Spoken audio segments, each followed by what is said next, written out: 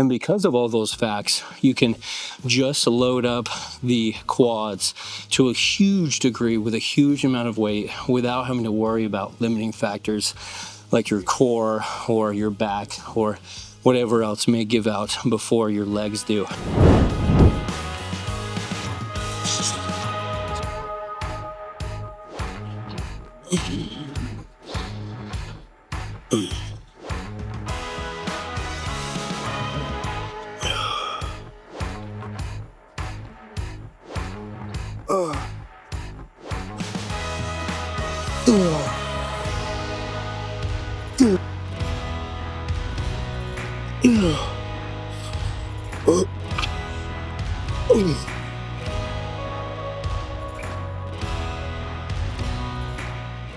The hamstring musculature crosses both the knee joint and the hip joint, and therefore by bringing your torso forward and engaging in hip flexion, that's actually going to lengthen the hamstrings to a much larger degree.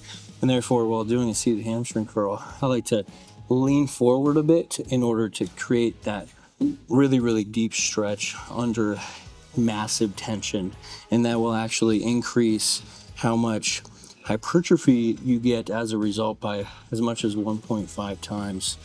Now, I'm choosing this variation over the prone hamstring curl just for that reason, because when you're doing the prone hamstring curl, you're not getting as much of hip flexion, and thus you're not lengthening the hamstrings to as large of a degree, though I do like to include it sometimes just for variety's sake alone. And additionally, I'm starting with this exercise just because I like to stagger my lifts. So I'll do like hamstrings and then quads and then hamstrings. So antagonist, agonist, back and forth, anterior and posterior, And additionally, I just feel like the seated hamstring curl, as well as the prone hamstring curl, is a great way to warm up before your main quad lift of the day, which for me is going to be the leg press.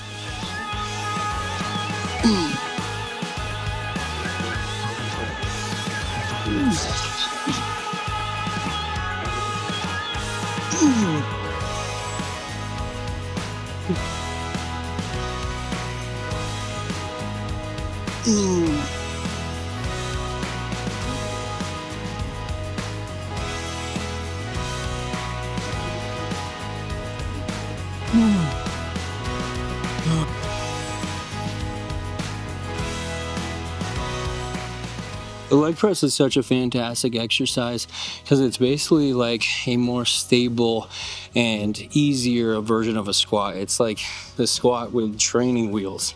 And the reason why I say that is because it has butt support, it has back support, and you're not axially loaded. So your spine isn't being compressed by the weight of the bar. And therefore it's much safer, and it's not involving your core whatsoever since it's so stable. And because of all those facts, you can just load up the quads to a huge degree with a huge amount of weight without having to worry about limiting factors like your core or your back or whatever else may give out before your legs do. And it's still working the same joints. You're still working your knee joint and your hip joint in conjunction. I still love to do a squat just because it's such like a classical human movement pattern, and it trains so many different things. But if you're feeling fatigued or you're feeling like really tired on that day, then throwing a leg press in instead of a squat can be a great substitution. And additionally, I like to just talk about feet stance and width.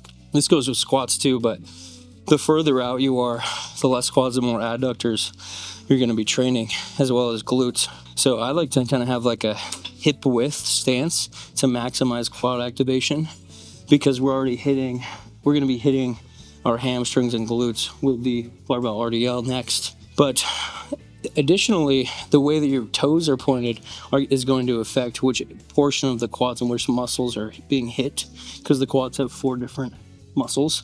So by widening your toes, so pointing them out like this, you're going to be hitting more of this inner portion of the quads. And then by bringing them narrow, it's kind of like the whole gambit, and then even narrower is going to be more of the lateral portion of the quads. So depending on what you've justified and dissected as your weak point, you could adjust your stance dependently.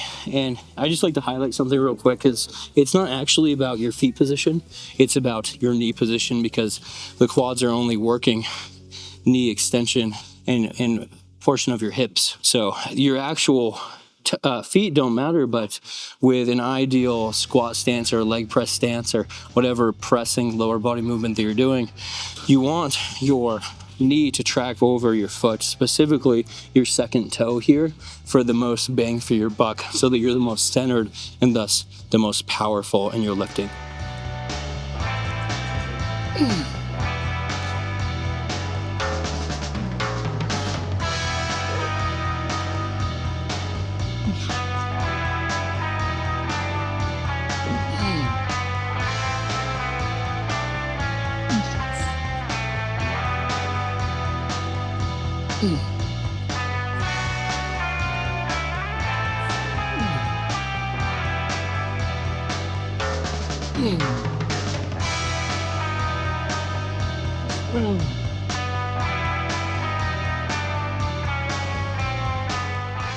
A hip hinge variation movement, which is typically a good morning or a deadlift variation, is absolutely essential for the hamstring and glutes, because it is training them through their fullmost extent. You're getting a great hip hinge, so you're going to be working the glute maximus to a large degree in order to thrust the weight forward and ultimately drive up and bring up the bar. And additionally, you're getting a great stretch along the hamstrings in the lengthened position by hinging at the hip and triggering that hip flexion. And I prefer to do this variation, which is a barbell Romanian deadlift, over any other variation almost, because you're not fully bringing the bar down to the ground. In a conventional deadlift, while it's a great movement, it's more of a power and strength builder, because you're starting from zero. You don't actually have any tension at the very bottom when you're bringing the weight up. So each rep is kind of new in of itself, versus what makes a great hypertrophy movement, which is constant tension, the barbell Romanian deadlift has in spades, since you're never actually racking it to zero, except for before you start the lift and after, which doesn't count. So you're actually getting constant tension throughout the full range of motion, and it's a very technical lift. And I like including it in a routine like this, where almost every other lift is very stable, so then this one kind of stands out like a sore thumb. And ideally, I think that it should go a little bit earlier in the session, but for me, I'm trying to focus more on my quads, and it's a good rule of thumb to have whatever body part that is kind of lagging behind for you earlier in the training session, since you're more fresh, so you can attack it with more vigor and intensity, versus later on, you're more worn out and you're not going to be able to hit anything as well. And eventually, you're going to get very much diminishing returns if your workout goes for too long. So that's why I kind of had the leg press before this variation.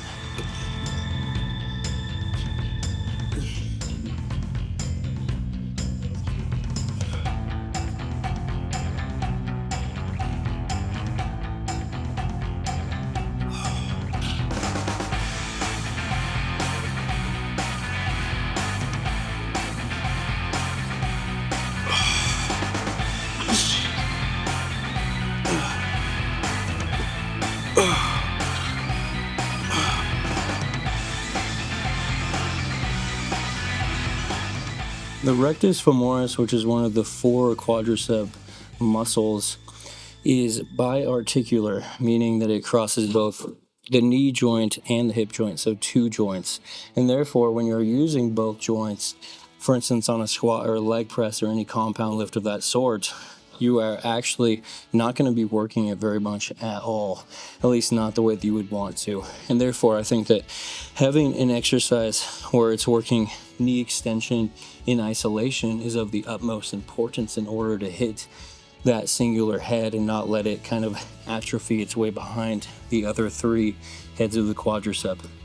Additionally, I like to throw this exercise in later on in the workout, just because I like to have enough energy for the major compound lifts like we did earlier, like the leg press as well as the barbell RDL. And then a little form tip here, I like to bring the seat all the way back because that is going to engage some hip extension.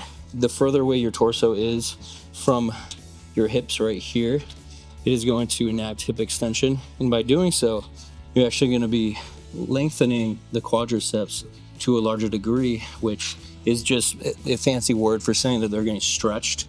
And when you can stretch a muscle under an immense amount of tension, then that is going to likely lead to superior hypertrophic gains overall. So I think that why not try that little form tidbit, and why not add in the leg extension if it's going to be more balanced development and ultimately better development.